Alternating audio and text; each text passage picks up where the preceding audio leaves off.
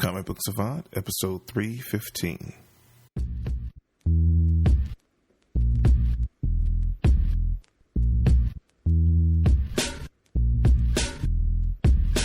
I know this. This I know. All that I have, all that is me, resides inside my poetry. And every time I write a rhyme, it might be the line that sets minds free. And also, I know that I don't... Welcome to the Comic Book Savant podcast. I'm your host, James Harris. I hope everyone had a happy Thanksgiving holiday. I debated about putting out an episode last week, but I figured mostly everybody would be spending time with family and really wouldn't have time for a new episode of the show. So since we have a extra week in this month, I figured that I would just hold off a week, give everyone a break to enjoy the holiday, and then come back with the episode this week. This week's episode is going to be all about Voltron, the legendary Defender. It's a new animated series that's on Netflix that has ties to an original 80s property that has been a comic book through multiple companies through the years. So I thought it would be a good and nostalgic kind of thing to talk about and do a review on. Again, you can view the whole first season right now on Netflix. You can binge it, and since we'll have more time off in the upcoming weeks with Christmas coming up and then New Year's, I figured it would be a good thing to throw in your ear if you're not familiar with it and give you some background. So if it catches your interest, you might want to check it out when you have some time to binge through the episodes. But before we get into that, as always, I'd like to give a shout out to my friends over at the Comics Podcast Network. You can find them over at comicspodcast.com. Again, if you like this show and you are a big comics fan like myself, it is basically a good starting point to find other comic book related podcasts. They have literally over hundreds of different podcasts listed there. You can find anything from, if you have a particular character, some people do character focused podcasts, team related, publisher related. So if you just, like I said, enjoy this content and want to find more like-minded content, definitely check out the Comics Podcast Network over at comicspodcast.com.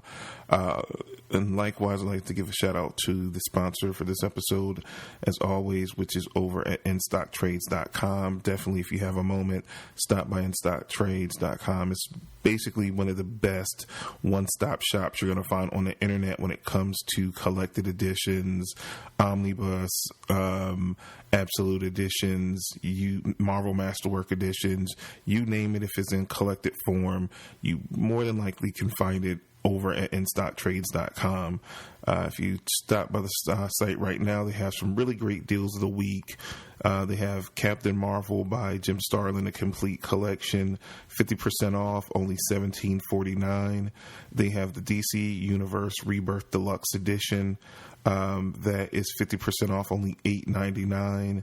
They have Sweet Tooth Deluxe Edition hardcover, book 3, 50% off, only $14.99. They have Watchmen Noir hardcover, 50% off, only $19.99. And also they have Flash by Manipool and Bacheletto omnibus. It is 50% off, only $49.99. And last but not least, we have Deadly Hands of Kung Fu omnibus by Marvel. That is $62.50 with the 52% with the 50% off. So they really have some great deals. And if you're not familiar, if you live in the U.S. and you place an order $50 or more, you get free shipping within the U.S. If you are someone that lives outside of the U.S., you still get the great savings, but you won't get that free shipping. But they do have some of the most competitive and reasonable shipping rates for international orders around. So you can still get the great savings regardless. But if you happen to be a U.S. resident and you have an address within the U.S., you can get free shipping with orders of $50 or more. So definitely keep that in mind. With all that out of the way, let's jump into Voltron Legendary Defender. This series popped on the scene earlier in the year. I watched it. A while back, didn't get a chance to put out the episode. Then I had that break in between there, which I had planned on doing it. I went back, actually rewatched the whole season, have it fresh in my mind to be able to talk about it now. Since the gap from when the first season originally aired, they've already announced and put out a teaser trailer and a release date for season 2.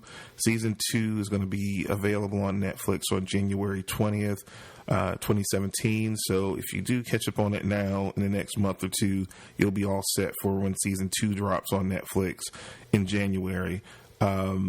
This is created by the team that are behind Avatar and Avatar: The Last Airbender and Legend of Korra, which is also a spinoff of Avatar. They're behind this project in conjunction with DreamWorks Studios. And the breakdown goes as follows. 5 Earth teens, Keith, Lance, Hunk, Pidge, and Shiro, who become the last line of defense for the galaxy in an intergalactic battle against the evil alien force led by King Zarkon. Again, like I said in the beginning, this is based on a 80s animated series that was very popular in the early to mid 80s. I grew up on this. Like I said, I'm a kid of the 80s, so I was very familiar with the property. It was one of the biggest, properties at the time. If you talk about the early mid 80s, it was pretty much probably in order of popularity. You had G.I. Joe, Transformers were the top 2. Then you probably have your next tier of He-Man, and then probably Voltron. It was a huge craze, like 84, 85. Voltron was like huge. Like for Christmas, if you were a little kid, you wanted this lion, Voltron. And just to give you an idea of what Voltron is about, it's basically it's 5 robot lions that form this one enormous, huge robot. You probably this was before Mighty Morphin Power Rangers and all that kind of stuff. This was kind of the original of that concept. This was a Japanese-based cartoon that was brought over here.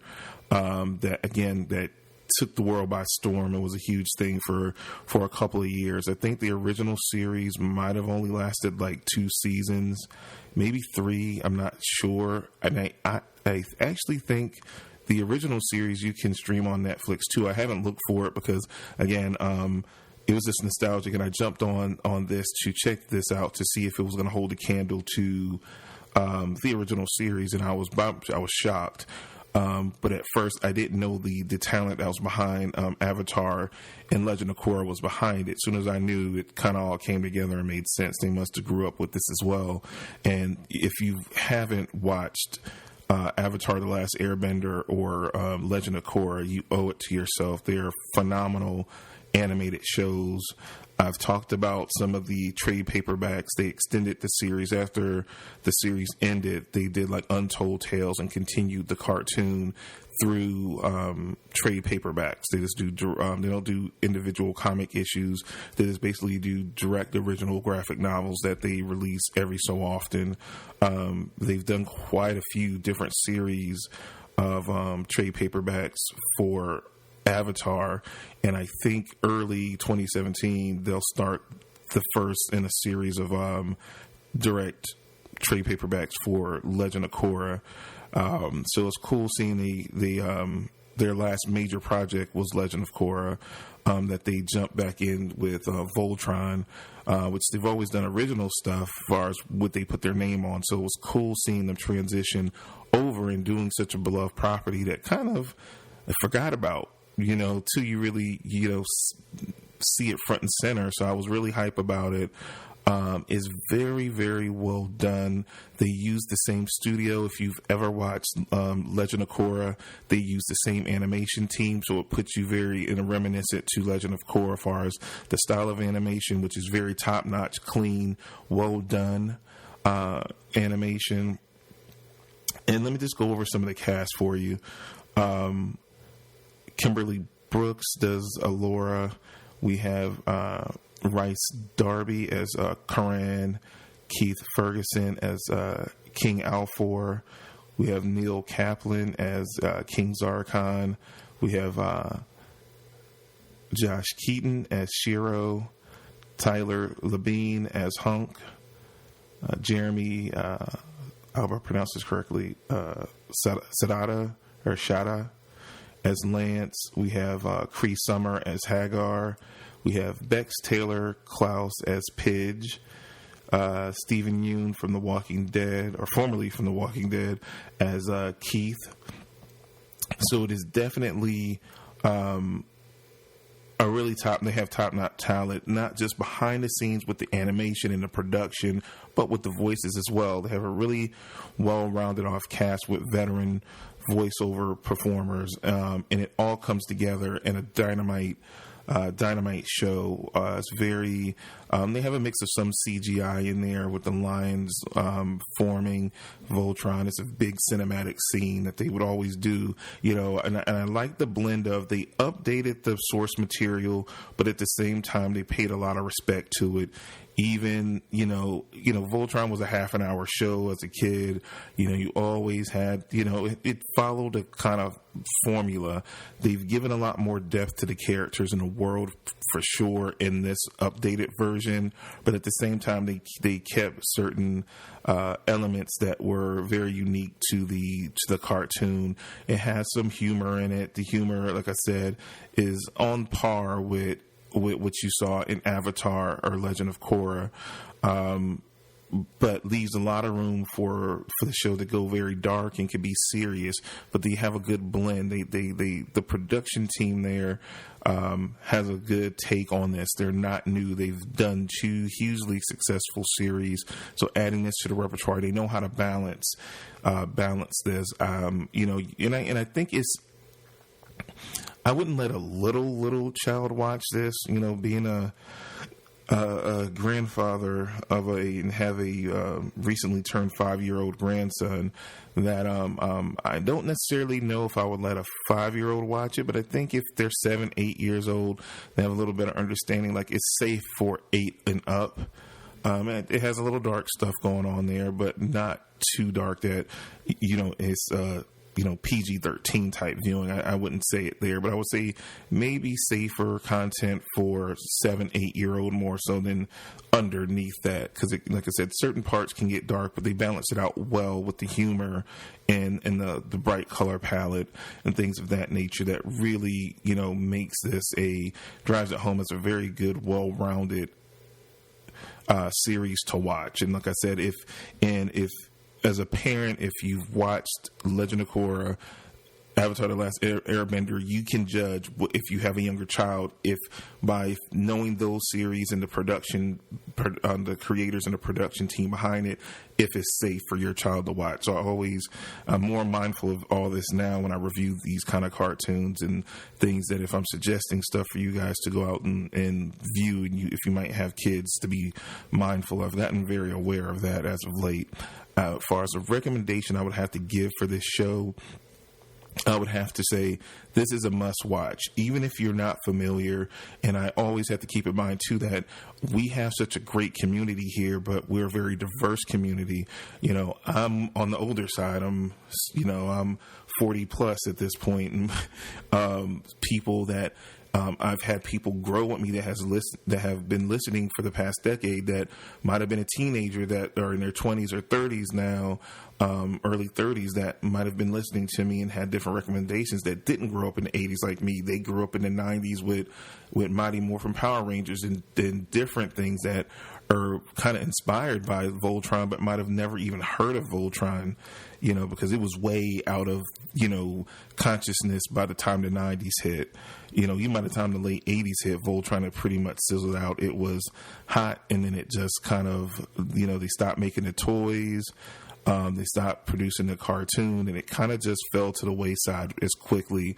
It didn't have the staying power of some other things like G.I. Joe. Even though G.I. Joe went away far as, cartoons, it stayed relevant based on the toys were still being produced during that time. The comic books were still being made. It took a whole nother phase. Voltron has had a very spotty, history even in comics. I was just trying to do research before this episode, while I was putting notes together for this episode, and it's been spotty at best. It didn't even get in the comics until like the early 2000s. Devil's Due procured the rights to it. They couldn't even get 12 issues out. They had to cancel it due to low sales. It was hard to get it going. I think this cartoon has really reinvigorated the property. I'm not sure if any comics are on it now. Again, like I said, I was doing some light research, but I wanted to kind of keep it focused on the animated series, because it's based off animated series, and less on the comics history, because A, is not a lot of comics out there. B, they're really old, and C, I don't know, because not being able to have my hands on them and to read them, to compare them, I don't know how much the storyline differed, because certain times, things get changed when they adapt something from, a cartoon into a comic book and things of that nature. So I don't want to speak on it too much, because I don't know, and I don't know what they did with the storylines. But again, this is slightly different. This variation of Voltron is slightly different from what we got in the original cartoon series. In the original cartoon series, the 5 heroes came from different places and different planets, and had different backgrounds. As far as their personalities, they're relatively the same. But here, the main group of the 5 heroes that pilot the Lions are all from Earth. So that is definitely different, and where the depth kind of comes. But as far as their overall personalities, they are pretty similar to the original cartoon counterparts. But they did make it understood that in the original cartoon that everyone fared from like a different planet. Maybe one of the characters, I think, was from Earth, but they were from different planets, Earth-like, and they were all Earthlings and weren't any aliens per se, as far as the original 5 pilots were, as far as that was concerned. Let's see. As far as breaking everything down, the 5 lions consist of the black lion, the red lion, green lion, yellow, and blue. The black lion and the paladin, or the pilot in the cartoon, they called them paladins. In the original animated series, they were just the Voltron line pilots. Here, they fancy it up and they call them paladins. Shiro is the pilot or the paladin for the black lion. The red lion paladin is Keith. The green lion paladin is Pidge. The yellow lion paladin is Hunk. The blue lion paladin is Lance. This is where it gets complicated. They slightly changed this around from the original animated series, somewhat. I think in the original cartoon, it was no Shiro. It was Keith, Pidge, Hunk, Lance, and it was Sven, however you pronounce it, Sven. He was the original pilot of the Blue Lion.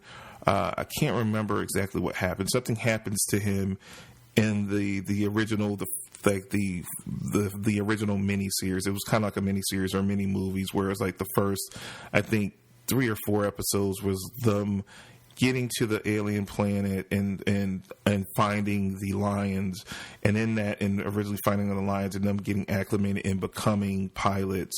Something happened with Sven. He was unable to continue being a pilot. He got sick or something happened to him. He had some kind of illness that prevented him from being the pilot of the Blue Lion, and actually Princess Allura ended up being the 5th member of the Voltron team and piloting the Blue Lion. And again, it was no Shiro. I want to say Lance, if I remember, was a pilot of the Black Lion in the original show. So it's slightly changed around. It's no Sven. It's just a Shiro, and then Lance is the pilot of the Blue Lion. So it's a little history change, a little change there. But again, as far as the personalities of the characters and everything else, they very much coincide.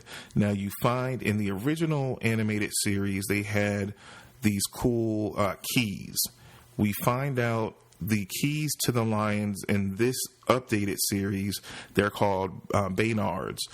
And the Baynards are double as weapons in each pilot. Now, we do find out early in the series, and I don't want to spoil too much because I want you to go back and watch this. We find out early on that Shiro, they have lost the Bayard to the Black Lion. It's a sync that the paladin has that the lion chooses them. It's like a magical or mythical like bond that they have, and they kind of choose one another based on personality types. So you can still pilot the lion, but he doesn't happen to have the Bayard that goes with it, the key. That was lost, and they have no idea where it is. It's revealed later in the series, but again, I don't want to spoil it. The Red Lion, which is Keith, his Bayard turns into a double-edged sword, which is really cool. Pidge's Bayard goes into like this cool blade with a grappling hook, which is really cool. Has a dual purpose type thing. Hunk, he's the paladin for Yellow Lion. His Bayard turns into this, huge energy cannon, which is awesome. And Lance, which is the pilot of the Blue Lion, his Bayard turns into a cool laser rifle, like an auto machine gun type rifle type thing. So they serve a double purpose, and you find out that it has it for them individually when they're outside of the lines fighting, but also those things kind of transform in larger size when they're formed as Voltron and they use their key. They can activate basically the similar version of the smaller weapons that they have for Voltron. So Voltron has an arsenal outside of just being this huge, super cool knight looking character. It has these additional functionalities based on the Bayards wielded by their paladins, which is really cool. This first season can consist of 11 episodes. You have The Rise of Voltron, Some Assembly Required, Return of the Gladiator, The Fall of the Castle of Lions, Tears of the Balmera, Taking Flight, Return to the Balmera, Rebirth, Crystal Venom, Collection and Extraction, and The Black Paladin. The first episode is like 2 episodes combined into one, and then you have the rest of the episodes running in together. Like I said, this is a must-watch series. If you just like any type of animation, and if you grew up like me on any of this cool stuff, I think if you're a fan of things like Robotech, if you do know of Voltron, if you don't, and you like Mighty Morphin Power Rangers and things like that, where it's robots coming together as one, you'll really enjoy this cartoon. Is very well done. Is very well put together. Animation is outstanding. The voice work complements it as well. It's something that, like I said, during the holidays, since you're going to have some time off, if you haven't already watched it, because this, like I said, this came out earlier in the year, and I'm just getting around to talking about it now. If you haven't heard about it, I mean, they've had commercials. They even had a commercial with a Mari Stoudemire in it, which I thought was hilarious. That it is really fun. It's a quick binge. It's like an afternoon because you got half an hour. The first episode is like 2 episodes, so it's like an hour. All the rest of them are without commercials. They don't have commercials on Netflix, so they're like 20 some odd minute episodes. You can easily get through this in an evening if you because it's addicting, because after you get into it, it just flows so nicely from episode to episode. You'll burn through it and be like, dang, I really got through this many episodes that quickly. And you'll be like me, just hanging on for everything, waiting for the new episodes to come out, but we don't have much longer at all. Like I said, January 20th, the next season will be out. So that's as far as what we know that we have so far, and that it's renewed for a second season. I guess if it does well as it did the first time, we'll get a third. It remains to be seen. Please support it if you tried and you like it. If you based on this recommendation, if I piqued your interest and you try it out, definitely, send me an email via the website or send me a tweet. Let me know that you checked it out based on this episode and that you enjoyed it, and let me know if you didn't like it. Let me know either way.